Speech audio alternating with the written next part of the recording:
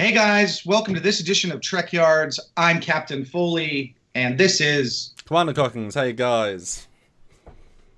and our special guest this week is Mark Naccarato from the Romulan War, a fan film. Stuart, though, not quite buying. Are you from an alternate reality, or are you just an imposter, Stuart? I think the goatee is a giveaway that we are in an alternate But reality. he has a goatee too. Oh, Doesn't wear caps often though. okay. And Maybe it's a different background. That's the giveaway. Yeah, I think it's the background. That's the giveaway. Okay. Yeah. No, Stuart couldn't join us today, and so we're doing because timing is the essence with this filming. So we're just talking to Mark about the Romulan War today on Trekyards and about the ships, doing a sort of general like all the many ships. Because actually, Mark, you went for kind of a plethora of fleet. I think it's fair to say for this film. the more ships, the better. That's how I look at it. Didn't you always feel like I always found it kind of hard to believe that the NX class was the only ship in the field during the Enterprise era. We saw other ships. We saw several other ships. So it stands to reason, what with humans being out in space for several dozen, well, almost 100 years, that they would have a wider variety of spacecraft. Well, it reminds me of a lot of video games, the RTSs in space, where there's like a tech tree that you develop and you go up to a certain big ship at the end. And for a lot of the Star Trek mods, it's like the Sovereign or the Negvar and stuff. And normally when I play them, I build up and then I get a ton of those, because if you have the strongest ship in the game, you can win any battle, because if you throw 30 of the strongest ship, you can sort of win. But then really it's, and I know we talked about this right at the start of the project, because I am VFX artist on the film, so disclaimer on that, is that obviously not every ship should serve every purpose, because that's a bit silly, and there are limitations for everything. Sometimes you don't need the offense, you want that power to the engines, or maybe you need a really efficient ship, or maybe quick response. You can't be holding an NX in orbit just in case you need to relay somebody to another planet. But if you send another warp 4.7 ship, or whatever, and again, just construction time, 2 years to make an NX, but you could do 3 warp deltas. Well, pack in the same phase cannons, and yes, it might have the same power output, but it's still a strong offensive force. So I guess there's double down, Ren. So based on obviously the canon of the Enterprise series, which we saw a few ships, then they skipped the Romulan War and gave us a terrible outro, and then they had some novels about the Romulan War. So going into your own project, what was your mentality when it came to these ships, who fought in the Romulan War, and I guess why? Well, we want to see, we know that, or we believe that, based on all the pieces of canon, that there were several other ships in Starfleet. Remember, this is the United Earth Starfleet, not the Federation Starfleet. So we know that there were ships like the Franklin class. Presumably, the Daedalus class was in operation at this time as well. And of course, we saw the several ships on screen briefly, like the Warp Delta and the Intrepid class. And then there was the Elite Observer, which was that sort of civilian passenger ship. And so we wanted to see all those in use, and sort of bring it all together. And how would this play out? What roles would they have in the Romulan War? What would be effective? What wouldn't be effective? So it's a really cool playground to play in. And again, this whole episode is about the internal structure of the Romulan War, the fan film. So this is sort of a Mark's thought process on how it all makes sense. So it's not it's sticking to canon, but there is not that much canon, so it's sort of layering on top. So I guess Sure. The sense you got for Enterprise, I think it's fair to say, was that they made this great class, the NX. It worked a treat, and they put all their resource into creating more. So you've listed all these other ship classes. Are they all the legacy ships that have existed in the last 10, 15, 20 years? The fleet that already exists, or do you think Starfleet, or you are the production lead in your timeline? Are they still building Intrepid classes, or are they really making the strongest ship of the fleet, or are they still producing all the lesser ships despite their age? Well, and in the Romulan War, Earth finds itself very quickly in a military conflict with a powerful alien species.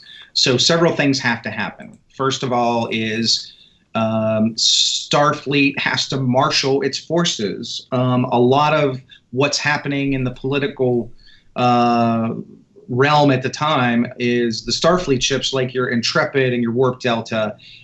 Those ships are sort of not gathered in one place. They're out sort of escorting freighters, and there are other human colonies in the Alpha and Beta quadrant at the time. So these ships are doing support missions and ferrying supplies and passengers between the colonies along the trade routes.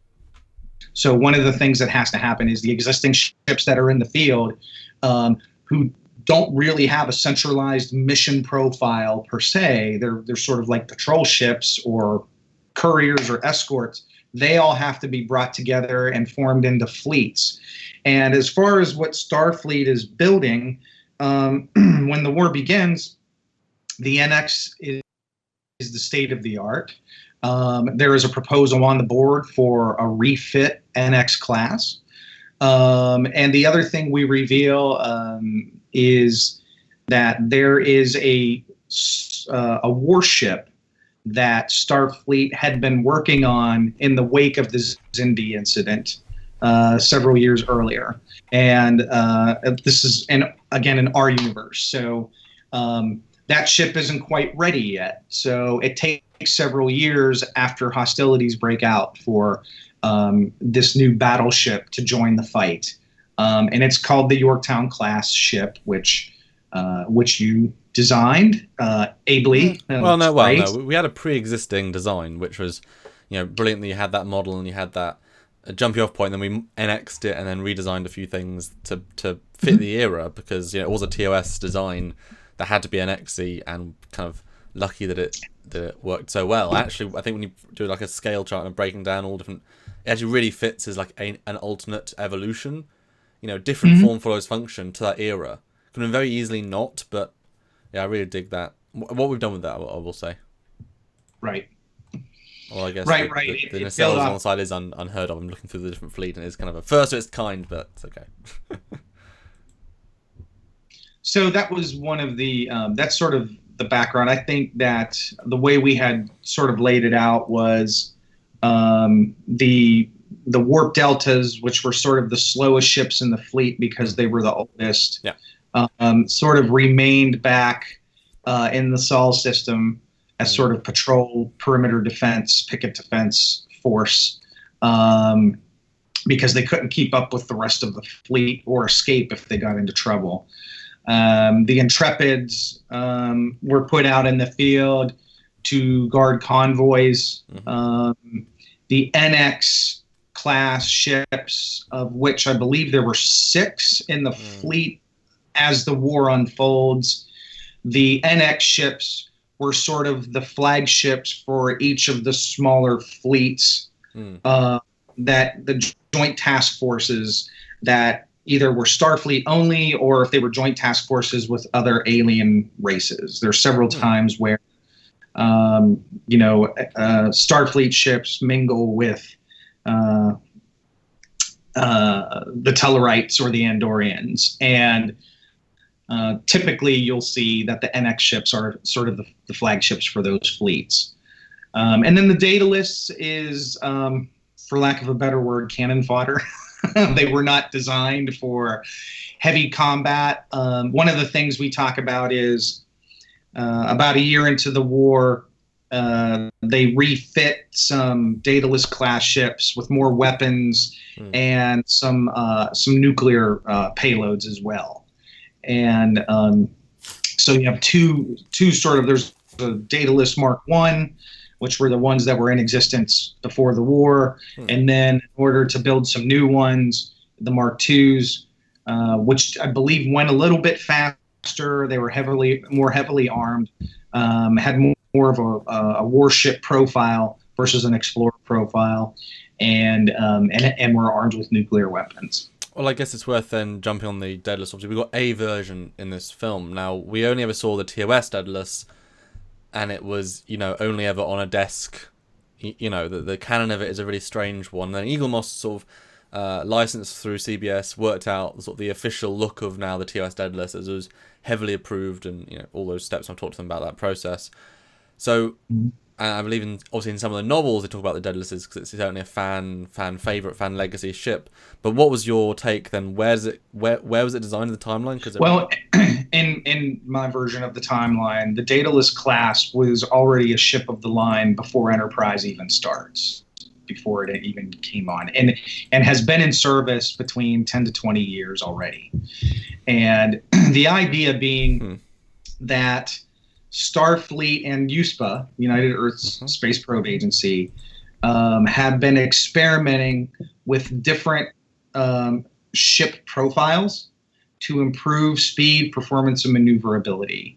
And the warp delta, in that chronology, the warp delta would have been one of the first Starfleet ships with its sort of delta configuration, that arrowhead design, and then they experimented with some other shapes as well. The sphere from the Daedalus, you saw the half saucer from the Intrepid class, and then eventually they get to the full saucer. The full saucer ends up being the most optimal engineering result for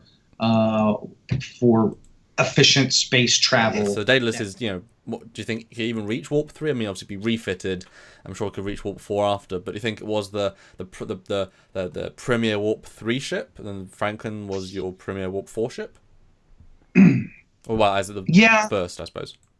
Something like that. And I mean, it's worth thinking about whether Starfleet would be, as they make improvements in warp reactors and efficiency, it's worth considering that would they retrofit some of the existing ships with these new warp reactors, and would that work successfully and integrate? I don't know. There were probably some tests where they took an old Daedalus class ship that could only go warp 3 and then put a warp 4 or a warp 4.5 reactor in it because of the needs of the war.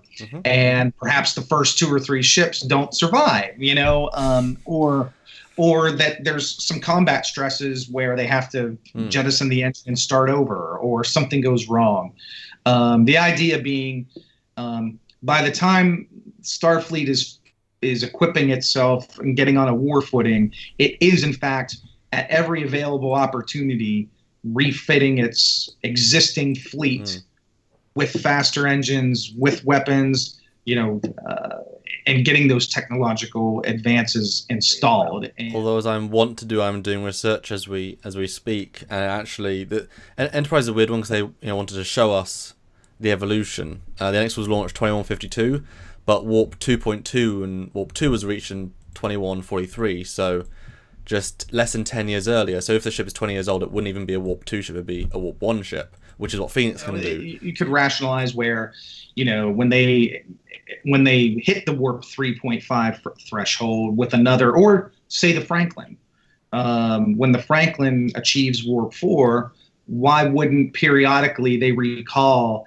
the Daedalus class ships that were already in the field, not just to Earth, but to the other facilities, and say Alpha Centauri shipyards or one of these other facilities? No, I just mean when it was launched. If you say it's 20 years before, then that's 20 years. That's still 10 years before even Warp 2 was reached. So the ship was not remotely launched. Because I was trying to... I assumed it was... Well, I forgot it wasn't as far back as that. So then do you think they were the first ships to reach Warp 1.5, or even the first ships to reach Warp 1, being that, the Phoenix is a missile with a warp engine. You can't... you can travel 3 people across a light year with it. Whereas scaling up to a proper full ship, that's a whole different process. So maybe then the Daedaluses were the first interplanetary ship of Warp 1, 1.5, and then it took years to refine to Warp 2, and then they got 3 and 4 and 5 within 10 years for some reason. But sure. Timelines, yeah.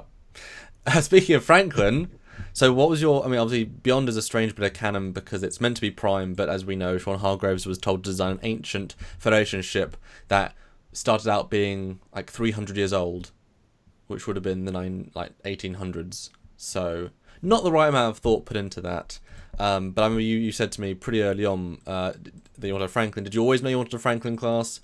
Did you imagine it would look the same as it did in Beyond, or did you hope that some CG guy like me would say, "Hey, I'll prime it up for you"? What's the thought process behind the Franklin? Yeah, the latter. I think it's pretty. We would definitely want to see. We do want to keep the Franklin class. I think that's a good addition to the Star Trek canon and the history. Though it's almost certainly not going to have the same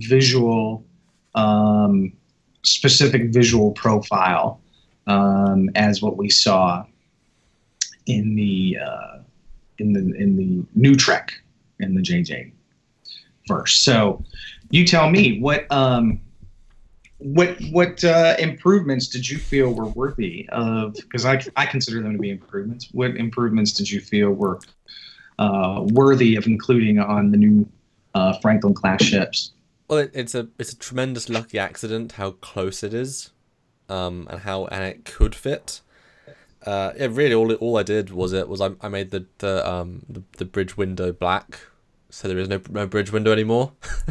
Took out the blades, made the Bassards the exact same settings as the NX one, because that's, if you actually look at the evolution, they did throw a lot of pre-NX ships in, from Conestoga to Warp Delta, and they all have the exact same engine style, within an evolutionary step. It was clear that is the design of those engines. Clearly the red is the Bassard of the time, that every single ship has that.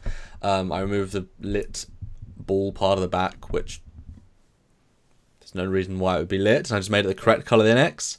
And then I changed the impulse engines, made them the correct blue as opposed to, I think it was red or a bright yellow. Simple colour changes, but I remember I showed you, as soon as you... And I also took all the rust away, because that's, again, a distinct Franklin. I also took the pennants away that were TNG that Sean didn't mean for be on the final model, but they didn't bother changing them because they didn't think to, which means there's TNG pennants. JJ Trek, whole lot of broken canon.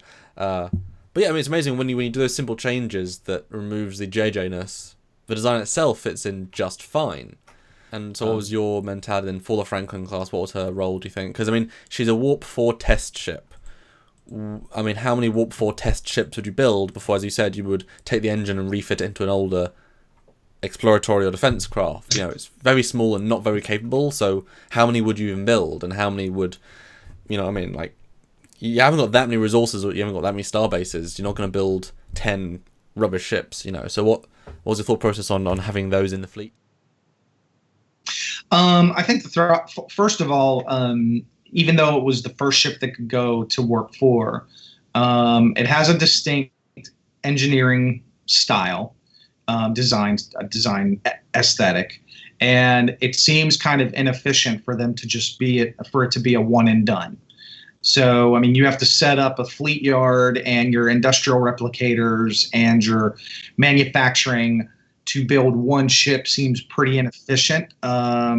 And this is a period where Earth is on its own. It can't share resources necessarily with other worlds. So it's going to get the biggest bang for its buck. It doesn't really make any sense for there to only be one Franklin class Warp 4 ship. So we expand that logic to say that there were several that were built. They were designed as courier ships, primarily to move people to either Mako or Starfleet officials to distant locations, very quickly on diplomatic missions or technical advisors or whatever. And then once the rest of the fleet gets integrated with these Warp 4 engines, which are being now installed into the Daedalus class and into the Intrepids and some of the other older ships of the line, then the Franklin's role is basically shifted to assign. They're assigned to the Makos to use as for training, where they practice special ops or fleet maneuvers or perhaps testing new kinds of weapons, point defense weapons, or missile projectile weapons. You know, looking at the timelines, there is so few years between Warp 2 and Warp 5, you know, less than 10. And so even if you were to say we were really, you know, had the Warp 1, Warp 1.5 ship for 10 years before that, that isn't a lot of years to even design these new classes like Intrepid, Franklin, Delta, all these other things. And then to build them, the NX took 2 years, and it's the biggest ship for sure. But, you know, we're not per se an exploration craft entity. You know, we had some colonies, but that's like going to the moon, just in a more galactic sense. The NX was the first one that really went out to explore. It was self-contained, it could do it and be fast enough to do those missions. So without exploration being the primary purpose, you know, the amount of ships you build is going to be relative. So, and that's one thing we talked about very early on. I kind of like the idea that, honestly, how many ships could there even be, considering I think it'd be a bit silly to say got 10 construction docks, you know, working in in their 3 planets. You know, it's a very limited set of resources, and each ship, you know, if they take 6 months to build, okay, you've only got, you know, X number of ships. There's an absolutely finite number in those 9 years. And if you want to refit them as well, you know, do you spend your time in the dry dock building a new Daedalus, or the 6 months to refit the old one you've already built, which you built 3 years ago, you know, or the Deltas or whatever. So how many ships might there even be? And then do we get a sense in the Romulan War that, you know, as we see them get destroyed, and this is one of the 27 ships, now we've got 20, now we've got 18, you know, what sort of numbers are we talking about in this super small amount of time of the Romulan War? First of all, there's 2 things to think about there. Is, first of all, Earth per se is not the only manufacturer of starships used by humanity. So you have Starfleet facilities, and you have privately owned facilities. Like there's facility on Alpha Centauri that Zefram Cochrane has constructed, and it's churning out ships that are primarily being used in that region of space in Sector 2. And those cargo ships as well, because they're pretty big. They're huge compared to, you know, the NX. A lot of sure. And there's, I would say that as far as your cargo ships, like your K class and your J class and your Y class, there's probably dozens, if not hundreds, of those already plying the spaceways at this time. Because the cargo ships, in some ways, predate a lot of what Starfleet has been putting out. Those are not Starfleet ships. Those are assigned to the Earth Cargo Service, and many of them are still in private hands. So the most amount of ships you're ever going to see are going to be coming from the ECS and the civilian ships. Starfleet's military assets, and using the term military assets loosely, I guesstimated that you'd probably be looking at, over a span of, let's see, Starfleet. When is Starfleet chartered? In the 2130s, at the beginning of the 22nd century, over a span of anywhere from 30 years or so. You've probably got several dozen Starfleet ships, most all of which are out there to support the colonies, to safeguard transportation, the shipping, and then also to do work like, you know, they are still mapping. There's, you know, maybe a ship is on assignment by a university to do a study of a nebula, or there's another ship that's specifically designed to drop communication relays along a path out to Alpha Centauri or out to Tau Ceti or out to Deneva. And that's its role, to drop communications relays. And that's not going to be an NX. It might be a Daedalus class ship that travels at warp 2, warp 3, or it's got a new engine and it can drop more in a shorter period of time. So the size of Starfleet at the beginning of the war, I'm going to say probably about 40 or 50 ships. and then during the course of that, they build several dozen more to replace the ones that are getting destroyed throughout. Well, I was about to say, you know, they get hit quite hard in the Romulan War at the start, and it is a little wild conflict. Do you think then that they would say, right, everything goes to ship construction? Is that, you know, or even all cargo? Because you don't need cargo ships at that point, even if they are getting blown up.